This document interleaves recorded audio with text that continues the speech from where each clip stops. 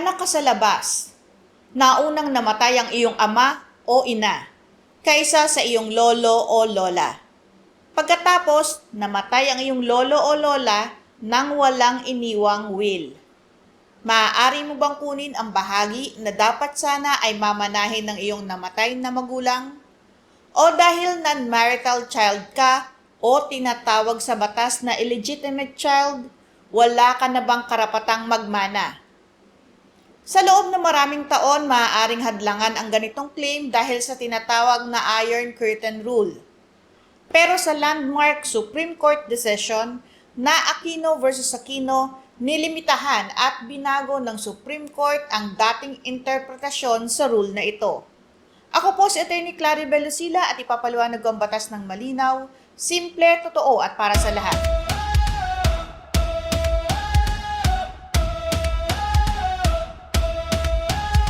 Taong 2021, binago ng Korte Suprema. Pag-usapan natin ang Aquino versus Aquino with GR numbers 208912 at 209018, December 7, 2021. Namatay si Miguel noong 1999 ng walang will.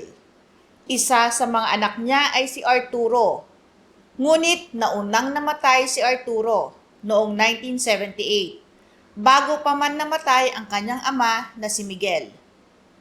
May isang babae na nagngangalang Angela na nagsabing siya ang anak ni Arturo.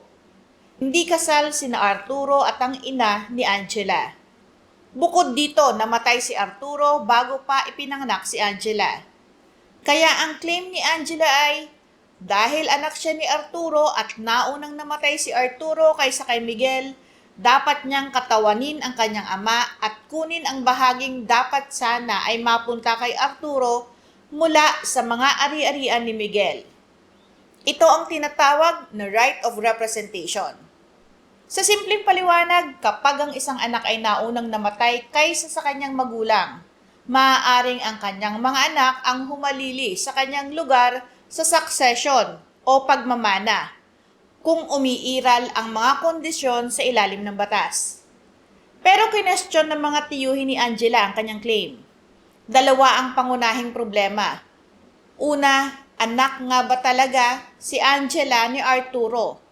At pangalawa, kahit mapatunayan niyang anak siya ni Arturo, maaari ba siyang magmana mula kay Miguel gayong non-marital child siya? Ano nga ba ang Iron Curtain Rule? Ang ginamit laban kay Angela ay Article 992 ng Civil Code. Nakasaad sa Iron Curtain Rule, ang illegitimate child has no right to inherit ab intestato from the legitimate children and relatives of his father or mother, nor shall such children or relatives inherit in the same manner from the illegitimate child. Sa matagal na panahon, mahigpit ang naging interpretasyon sa provision na ito.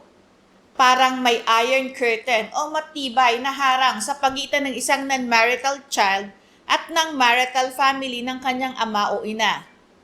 Dahil dito, sa ilalim ng lumang interpretasyon, maaaring hindi payagang katawanin ng isang non-marital child ang kanyang namatay na magulang upang magmana mula sa lolo o lola. Ano nga ba ang binago ng Supreme Court? Mahalaga po nating linawin, hindi pinawalang bisa ng Supreme Court ang Article 992. Hindi rin ito binago ang mismong wordings ng batas. Ang binago nito ay ang dating interpretasyong nagbabawal sa isang non-marital grandchild na magmana mula sa isang direct ascendant gaya ng lolo o lola sa pamamagitan ng right of representation. Ayon sa Supreme Court, kapag ang isang non-marital child ay kumatawan sa kanyang namatay na magulang upang magmana mula sa kanyang lolo o lola, Article 982 ng Civil Code ang dapat pairalin. Sinasabi ng Article 982, the grandchildren and other descendants shall inherit by right of representation. Hindi nito dinedisqualify ang isang apo dahil lamang hindi kasal ang kanyang mga magulang. Kaya sinabi ng Supreme Court na ang mga bata, marital man o non-marital, ay maaaring maging qualified na magmana mula sa kanilang direct ascendants sa pamamagitan ng right of representation. Tandaan po natin na hindi mahalaga para sa rule na ito kung ang namatay na magulang na inirepresent ay marital child o non-marital child. Ang mahalaga ay may direct blood relationship. May legal na pagkakataon para sa representation at mapatunayan ang filiation. Bakit nga ba binago ng Supreme Court ang dating interpretation nito? Ang dating Iron Curtain Rule ay nakabatay sa lumang palagay na may natural na galit o antagonism sa pagitan ng marital family at ng non-marital child. Parang ipinapalagay na ang non-marital child ay palaging produkto ng isang pinagbabawal o mapanirang relasyon at palaging itinatakwil ng pamilya. Pero ayon sa Supreme Court, hindi lahat ng non-marital children ay pinanganak sa ganitong sitwasyon. Maaaring hindi lamang nagpakasal ang mga magulang kahit wala silang legal impediment. Maaaring namatay ang isang magulang bago pa sila magpakasal, gaya ng sinasabing nangyari sa kaso ni Angela. Maaaring may iba pang sitwasyong hindi kasalanan at wala sa kontrol ng bata. Hindi dapat parusahan ng isang anak dahil sa marital status o mga desisyon ng kanyang mga magulang. Binigyang diin din ng korte na ang best interest of the child ay dapat manguna. Ang marital at non-marital children ay parehong kadugo ng kanilang mga magulang, lolo, lola at iba pang direct ascendants. Ibig bang sabihin automatic nang may mana ang lahat ng non-marital grandchildren? Napakahalagang tandaan po natin na hindi automatic ang inheritance. Una, dapat may legal na dahilan para sa right of representation. Sa kasong ito, naunang namatay ang sinasabing ama ni Angela kaysa sa kanyang lolo. Ikalawa, kailangang mapatunayan ang filiation. Ibig sabihin, kailangang mapatunayan na ang claimant ay tunay na anak ng taong kanyang nire-represent. Maaaring gamiting ebidensya, depende sa sitwasyon at sa requirements ng batas, ang birth record, written acknowledgement, admission, open and continuous possession of the status of a child, testimonial evidence at iba pang competent evidence. Maaari ring isaalang-alang ang DNA testing kapag naaayon sa mga patakaran at inutos o pinahintulutan ng korte. Ikatlo, kailangan ding suriin kung may will, kung sino ang iba pang heirs, kung ano ang nature ng properties, at kung nasunod ang ibang rules on succession. Hindi dapat nasabihin lamang, apo po ako, kaya may mana ako dapat. Kailangan pa rin patunayan ang legal basis ng claim. Sa kasong ito, hindi tuluyang dineklara ng Supreme Court na si Angela ay anak ni Arturo at heir ni Miguel. Sinabi ng korte na posible siyang magmana sa pamamagitan ng right of representation kung mapapatunayan niyang anak nga siya ni Arturo. Magkaiba ang naging findings ng Regional Trial Court at ng Court of Appeals tungkol sa kanyang filiation. At dahil ang Supreme Court ay hindi trier of facts at kailangan pang tumanggap ng mga dokumento, testimonya at posibleng DNA evidence, ibinalik ang kaso sa Regional Trial Court para sa karagdagang reception of evidence. Kaya ang ruling ay hindi automatic na award ng inheritance kay Angela. Inalis lang nito ang legal barrier na nakabatay lamang sa kanyang pagiging non-marital child. Pero kailangan pa rin niyang patunayan ang kanyang filiation o relasyon at ang iba pang requirements tungkol sa kanyang claim. Paano naman ang mana mula sa tito, tita o kanyang pinsan? Dapat maging maingat tayo dito.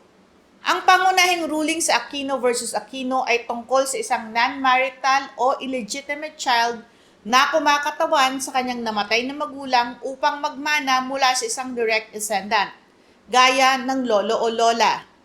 Hindi dapat sabihin na dahil sa kasong ito, automatic nang maaaring magmana ang isang non-marital child mula sa lahat ng tiyuhin, tiyahin, pinsan o iba pang collateral relatives. Ang mga gantong sitwasyon ay kailangang suriin ng hiwalay, batay sa facts at sa applicable provisions ng succession law.